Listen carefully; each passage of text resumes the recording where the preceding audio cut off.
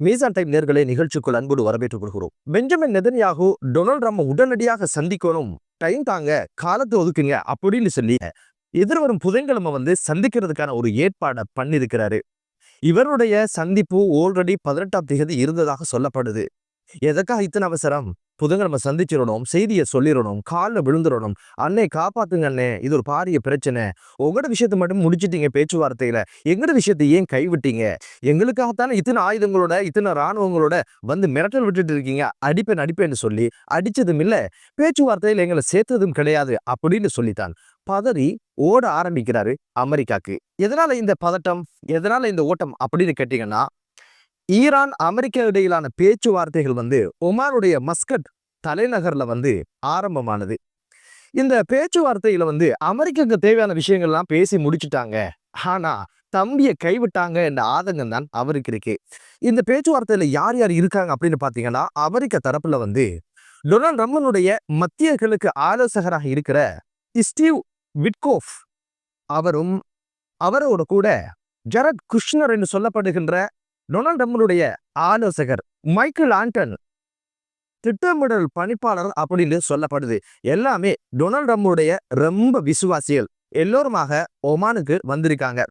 Iran தரப்புல யாரு போயிருக்காங்க அப்படின்னு பாத்தீங்கன்னா, ஈரானுடைய வெளிவிவகார அமைச்சர் அப்பாஸ் அராகஜி அவரும் பிரதி வெளிவிவகார அமைச்சர் மஜீதும் கலந்து கொண்டாங்க. பக்கிஸ்தான் வைக்கிறது யார் அப்படின்னு பாத்தீங்கன்னா, ஒமானுடைய வெளிவிவகார அமைச்சர் பத்ரல் புசைதி, இவர் தான் மத்தியஸ்தம் வைக்கிறாரு. இவரோட பேச்சுவார்த்தை எப்படி அப்படின்னு பாத்தீங்கன்னா, ஈரான் தரப்புல உள்ளவங்களும் சரி, அமெரிக்க தரப்புல உள்ளவங்களும் சரி, நேரடியா பேசிக்கிறது இல்ல. அவங்க வேறு அறையில் இருப்பாங்க, இவங்க வேறு அறையில் இருப்பாங்க. இவங்க பேசுறத கொண்டு போய் அப்படியே அவங்கள்ட்ட ஒப்புவிப்பாங்க, அவங்க பேசுறதை அப்படியே கொண்டு வந்து இவங்கள்ட்ட சேர்ப்பாங்க. இப்படியான பேச்சுவார்த்தைகள் தான். அமெரிக்க தரப்புல என்னென்ன விஷயங்கள் கோரிக்கையாக முன்வைக்கப்படுது அப்படின்னு கேட்டீங்கன்னா, முதலாவது அணு ஆயுத உற்பத்தியை ஈரான் உடனடியாக நிறுத்தணும். இரண்டாவது, யுரேனியம் செறிவூட்டலை 0 என்ற இடத்துக்கு கொண்டு விடணும். அடுத்தது இஸ்ரேலை மிரட்டுகின்ற ஏவுகணைகள் உற்பத்தி செய்யறத நிறுத்தணும். உங்களால பிராந்தியத்துல ஆயுத குழுக்களுக்கு நீங்க ஆயுதம் கொடுக்கறது ஃபண்ட் பண்றதை நிறுத்தணும் அப்படின்ற பல்வேறு கோரிக்கைகள் தான் அந்த பேச்சுவார்த்தை மேசைக்கு வருது. ஈரான் தரப்புல என்ன சொன்னாங்க அப்படின்னு கேட்டீங்கன்னா, அணு ஆயுதம் அப்படின்னு ஒரு விஷயத்த கைவிடுறதுல ஓகே, எந்த பிரச்சனையும் கிடையாது. ஆனா யுரேனியம் செறிவாக்கல் அப்படின்றது எமது நாட்டுகளுக்கு தேவையான ஒரு விஷயம், அதை கைவிட முடியாது அப்படின்னு சொன்னாங்க. அவங்க தரப்புல சொல்றது என்னன்னா, 0 எதுவுமே அங்க இருக்கக்கூடாது, 0க்கு கொண்டு வரணும் அப்படின்னு அவனோட கோரிக்கை. இப்போது ஈரானை பொறுத்த வகையில 60% யுரேனியம் செறிவாக்கலை அடைஞ்சாச்சு.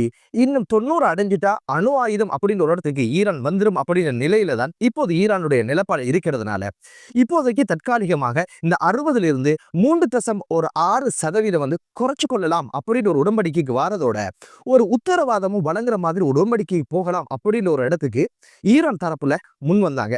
சரி, ஓரளவு சந்தோஷமான விஷயம் தான் அப்படின்னு சொல்லிட்டு ஈரான் என்ன பண்ணிச்சு அப்படின்னு கேட்டீங்கன்னா, இதை செய்யறதாக இருந்தா பங்குக்கு நீங்க என்ன செய்யணும் அப்படின்னு கேட்டீங்கன்னா, என் மீது நீங்க தெளிச்சிருக்கிற பொருளாதார தடையை முற்றுமாக நீக்கணும் அப்படின்ற ஒரு கோரிக்கையையும் முன் வச்சாங்க. இதுக்கு மேல அடுத்த கட்ட பேசலாமே அப்படின்னு அமெரிக்க தரப்புல சில விஷயங்களை பேசலானாங்க. அது என்ன அப்படின்னு பாத்தீங்கன்னா, உங்களுடைய ஏவுகணை உற்பத்தியை நிறுத்தணும் அப்படின்னு சொன்ன நேரத்துல, இந்த ஏவுகணை உற்பத்தி அப்படின்றது எமது பாதுகாப்பு சார்ந்த ஒரு விவகாரம், பேச்சுவார்த்தை வட்டத்திலேயோ மேசையிலேயோ இது கிடையாது. இந்த ஏவுகணை உற்பத்தி என்பது பேச்சுவார்த்தைக்கு அப்பாற்பட்ட ஒரு திட்டம். இதை ஏன் பேசுறீங்க, யாருக்காக பேசுறீங்க அப்படின்னு சொல்லி இதோட முடிச்சு கொள்ளலாமே. நீங்க கேட்டீங்க அணு ஆயுதம், அந்த ஒரு விஷயத்துல எங்களுக்கு உடன்பாடு இருக்கு. யுரேனியம் செறிவாக்கல் குறைக்க சொன்னீங்க, 0க்கு வர முடியாது, இவ்வளவு குறைக்க முடியும் சொல்லியிருக்கிறோம். பதிலுக்கு நீங்க செய்ய வேண்டியது எங்களுடைய பொருளாதார தடையை நீக்கணும். அதை தாண்டி ஏவுகணை பற்றி பேசுறதுக்கு எந்த தேவையும் இல்லை, மாசலாமா அள்ளிட்டு போங்க அப்படின்ற மாதிரி சொல்லி முடிச்சாங்க. பேச்சுவார்த்தையை முடிஞ்சாச்சு. ஈரான் தரப்புல என்ன சொல்லப்படுது அப்படின்னு கேட்டீங்கன்னா, அணு ஆயுதம் அப்படின்னு ஒரு விஷயத்துக்கு பேச்சுவார்த்தையின் மூலம் தீர்வு காண்பது ஆரோக்கியமானது அப்படின்னு ஒரு விஷயம் சொல்லப்படுறதோட, இந்த பேச்சுவார்த்தை குறித்து அடுத்த கட்ட பேச்சுவார்த்தைக்கு தாம் தயாராக இருப்பதாகவும் ஈரான் தரப்புல சொல்லப்படுது. அமெரிக்க தரப்புல டொனால்ட் ட்ரம்ப் என்ன சொல்லியிருக்கிறார் அப்படின்னு கேட்டீங்கன்னா, ஒரு ஆரோக்கியமான பேச்சுவார்த்தை, ஒரு சக்சஸ் ஆன ஒரு பேச்சுவார்த்தை அப்படின்னு சொல்லிட்டாரு. அப்படியா இருந்தா இந்த பேச்சுவார்த்தை யாருக்கு தான் பிரச்சனை அப்படின்னு கேட்டீங்கன்னா, இஸ்ரேலுக்கும் பெஞ்சமின் நெதன்யாகுடைய அரசுக்கும் தான் இது பாரிய ஒரு பிரச்சனையாக இருக்குது. காரணம் என்ன அப்படின்னு பாத்தீங்கன்னா, இந்த ஏவுகணைகள் தான் தமக்கு அச்சுறுத்தலாக இருக்குது. ஃபத்தாஹ் என்ன, ஃபாத்திஹ் என்ன, ஹைபர் சொனிக் என்ன எல்லாத்துக்கும் மேலே இப்போ ஒன்று சொல்லப்படுது. ஹர்முஷஹர் என்று சொல்லப்படுகின்ற ஒளி வேகத்தையோட 16 மடங்கு வேகம் மிக்கதாக சொல்லப்படுது. இதுவும் மிகப்பெரிய ஒரு அச்சுறுத்தலா இருக்கிறதுனால இந்த விஷயம் குறித்து பேச்சுவார்த்தையில நீங்க பேசலையே, எங்களை விட்டுங்களே அண்ணே அப்படின்னு சொல்லித்தான் இப்போது உடனடியாக 18ஆம் தேதி வரைக்கும் எதுக்கு வெயிட் பண்ணணும், உடனே டிக்கெட்டை போடுறா, ஃபிளைட்டை போடுறா, அண்ணன் காலில் விழுவண்டா, கெஞ்சுவண்டா. ஏன் அப்படின்னு கேட்டீங்கன்னா, இந்த ஏவுகணைகளால நமது நாட்டுக்கு பிரச்சனை அப்படின்ற ஒரு விஷயத்தால இன்னொரு விஷயம் ஏன் பேச்சுவார்த்தையில் நீங்க எடுத்துக்கல, அடுத்த கட்ட பேச்சுவார்த்தையில 2 விஷயங்களை சேர்த்துக் கொள்ளுங்க. 500 கிலோமீட்டர் இலக்கை தாக்குதல் நடத்துகின்ற ஏவுகணையத்தை நீங்க உற்பத்தி செய்யணும். இதுவரைக்கும் செஞ்ச ஆயுதங்கள் இருக்கு இல்லையா, இதுவரைக்கும் உற்பத்தி செய்த இந்த ஏவுகணை எல்லாம் பத்திரமா எங்கட பாதுகாப்புல தந்துருங்க அப்படின்னு கேட்கறது தான் இவருடைய கோரிக்கையா இருக்குது அப்படின்னு சொல்லப்படுது. யார்கிட்ட பத்தி எதை கேட்கிறாங்க பாத்தீங்களா? அந்த ஆயுதங்களை கண்டுபிடிச்சது இவர்கள் மீது தாக்குதல் நடத்த, ஒருவேளை அமெரிக்கா ஈரான் மீது தாக்குதல் நடத்தினா முதல் அடி விழுகிறது தெல் அவீவ் மீது அப்படின்னு சொல்லப்படுது. இந்த ஏவுகணை தான் சீறி பாயும் அப்படின்னு சொல்லப்படுது. இந்த இடத்துல இதுக்கு பிறகு நீங்க ஏவுகணை உற்பத்தி செய்யவும் கூடாது, செஞ்சது இருந்தா அப்படியே பத்திரமா தந்துருங்க, பாதுகாப்பா நாங்க வச்சிருக்கிறோம் அப்படின்னு கேட்கிற இடத்துலயா ஈரான் இருக்கிறாங்க அப்படின்ற கேள்வியும் இப்போது எழ ஆரம்பிச்சிருக்கு. இப்ப அண்ணன் என்ன பதில் சொல்லுவார் அப்படின்னு கேட்டீங்கன்னா, உங்களுக்காகத்தான் அடிக்க வந்த, அடிச்சாலும் உங்களுக்கு பிரச்சனை, அடிக்காட்டியும் உங்களுக்கு பிரச்சனை, அண்ணன் என்னடா பண்றது, அண்ணனுக்கே பிரச்சனைடா, அடிச்சா பொருளாதார சேதாரம் வரும் அப்படின்னு சொல்லி உலக நாடுகள்லாம் சமாதானத்துக்கு வந்தாச்சு, பொருளாதார ரீதியான நெருக்கடி வரும், எண்ணெயுடைய விலைவாசி கூடும், பணவீக்கம் உண்டாகிரும், உங்களோட பொருளாதாரத்தை கேட்டுட்டு போயிரும் அப்படின்னு அவங்க அச்சுறுத்துறாங்க. அடிக்காம வந்தா எந்த மரியாதைக்கு என்ன ஆகுறது?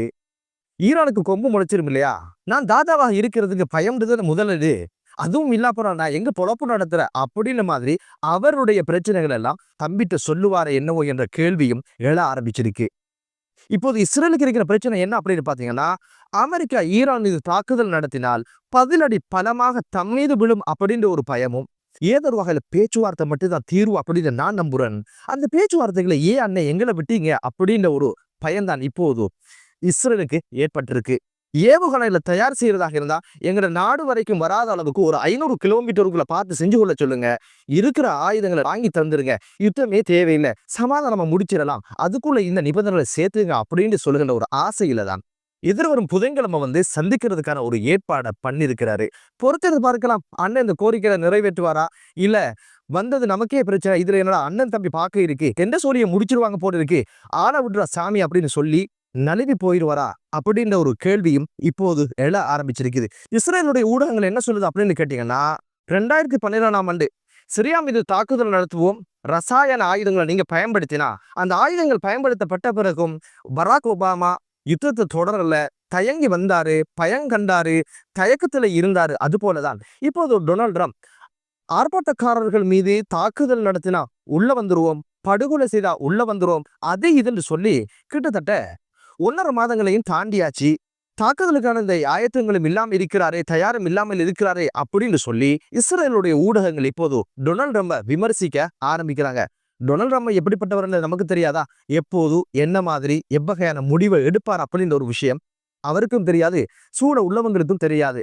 காலையில் ஒன்று சொல்லுவாரு, மாலையில் ஒன்று சொல்லுவாரு, குடிகார பேச்சு விழுங்க போச்சு அப்படின்ற மாதிரி தான் அமெரிக்க ஜனாதிபதியுடைய பேச்சுக்கள் இருக்கிறதுனால இப்போது இளவு காத்த கிளி போல பெஞ்சமின் நெதன்யாகுவினுடைய காத்திருப்பும் இப்போது எல்லை கடந்து போனதுனால பொறுமையை இழந்து ஆள்விட்டு பேசி பார்த்தாச்சு, நேரடியா போய்த்து விஷயங்களை சொல்லி தீர்த்துருவோம், இந்த பிரச்சனைக்கு ஒரு முடிவை கட்டிடுவோம் அப்படின்னு சொல்லி கெஞ்சுவதற்கும் காலை பிடிப்பதற்கும் எதிர்வரும் புதன்கிழமை சந்திக்கிறதுக்கான ஒரு ஏற்பாடை பண்ணிருக்கிறாரு. பொறுத்தது பார்க்கலாம் இந்த கடுபிடிகள் எங்க போய்த்து முடிய போகுது. என்னதான் இருந்தாலும் சமாதான பேச்சுவார்த்தையில சாதகமான விளைவுகள் அது உண்டு பண்ணி ஒரு அமைதியான சூழல் மத்திய கிழக்கு நாடுகளிலே உருவாகட்டும் என்ற ஒரு பிரார்த்தனையோடு மற்றொரு காணொலியிலே உங்கள் அனைவரையும் சந்திக்கும் வரை விடைபெறுகிறேன். நன்றி.